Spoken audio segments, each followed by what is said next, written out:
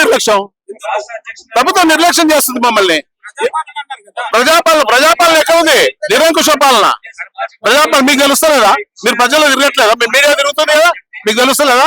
ప్రజాపాలన ఉందా, నిరంకుశ పాలన ఉందా? ఇన్ని ధర్నాలు చేయాలా మేము? మా సర్వీస్ లో 42 ఏళ్ళ సర్వీస్ చేస్తే ఇన్ని ధర్నాలు ఎప్పుడు చేయలేదు. ఒక మీటింగ్ లో కూర్చొని చెప్తే మాకు అన్ని వచ్చినాయి. ఒక దగ్గర ధర్నా చేస్తామంటే పిఆర్సీ ఇచ్చారు.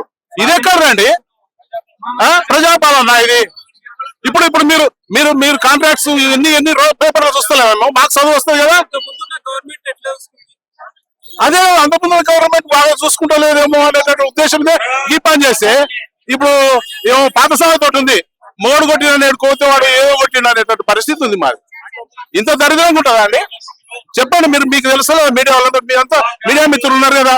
ఇప్పుడు ఏదో మేము అనుకుంటూనే ఉన్నాం. మేము దేనికైనా కూడా ఓపిక 2 నెలల నుంచి ఎదురు చూస్తున్నాం. వస్తాయి, ఇవాళ వస్తాయి, రేపు వస్తాయి, అవకాశం ఇస్తున్నాం. ఇన్ని రోజులు వేచి చూసేది ఎందుకు? వీరికి కూడా ఒక అవకాశం ఇచ్చాం ముఖ్యమంత్రి గారికి, వీరు వస్తే బాగా చేస్తారని.